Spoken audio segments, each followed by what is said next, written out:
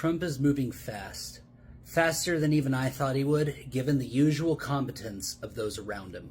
The Republican Party controls every branch of government.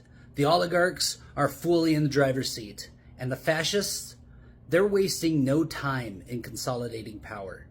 If we don't act now, we may not get another chance. This video isn't about what's happening. We know what's happening. This is about what we do next, because we will take the federal government back. But here's the truth. Elections alone won't do it. We are dealing with an entrenched donor class, a ruling elite that has no intention of letting go of power, and a movement that will use every tool available to them, from voter suppression to outright authoritarianism, to maintain control. So let's be very clear.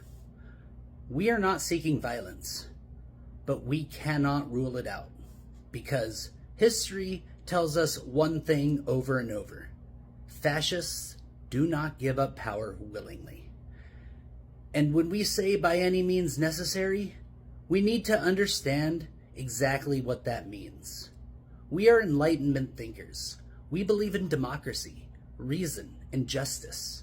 But those values mean nothing if they are not backed by real power. And the only way to break the fascist grip on the federal government is to build a working class insurgency that cannot be ignored, bought off, or co-opted. The time for waiting is over. Here's how we do it. Step 1. Local power must be secured first. This is not a fight that starts in Washington. It starts in your city, in your county, in your state. That's why the last video was all about running for office locally and organizing mutual aid networks. Because if we do not have a base of real power at the local level, we cannot win at the national level. If you have not started organizing yet, do it now. If you are not running for a local office, find someone who is, or step up yourself. We need an entire generation of working class candidates running for city council, mayor, state representative, governor. Why? Because when the time comes to fight at the federal level, we need state and local governments on our side.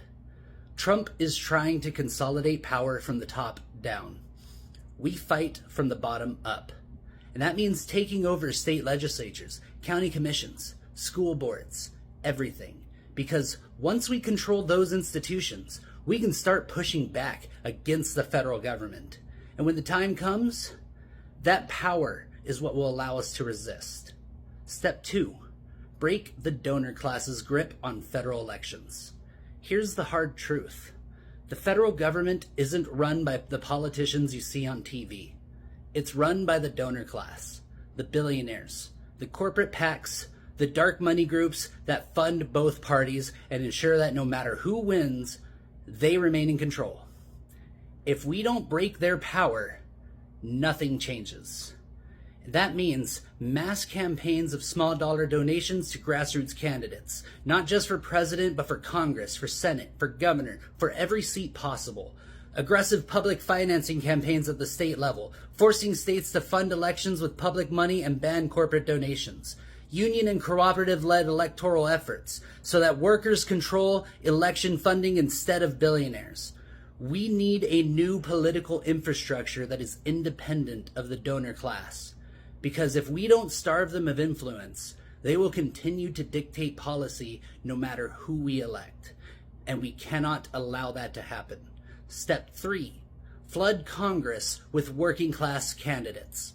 This is where people say, well, Congress is rigged. We can't win there. Bullshit. If it was impossible, they wouldn't be fighting so hard to suppress the vote.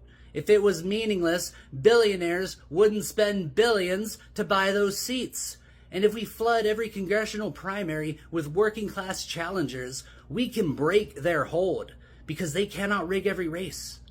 We need progressives running in blue districts, populist independents running in purple districts, even left-leaning Republicans running in deep red districts to sabotage them from within. The label does not matter. What matters is putting real people into power and cutting the oligarchs out of the equation. And when we do, we start passing real policies that make it impossible for fascism to take hold again. Step 4. Prepare for the worst. Hope for the best. Let's not be naive. Trump's movement is not going away quietly. The Republican Party is already moving to consolidate power, packing courts, purging voter rolls, rewriting laws to ensure permanent rule. We must be prepared for the reality that we may not be able to vote our way out of this. And that means organizing for direct action, general strikes. If workers refuse to cooperate with an illegitimate government, it cannot function. Mass protests and occupation movements, not symbolic marches, real disruption that forces a crisis. Regional and state level resistance. We need governors and state legislatures willing to defy federal orders when democracy is at stake. We do not seek violence, but we cannot rule it out, because when a government abandons democracy, when it becomes an instrument of corporate and fascist rule, the people have the right to resist by any means necessary. We will exhaust every peaceful option first. But if they leave us no other choice, history will not judge us for fighting back.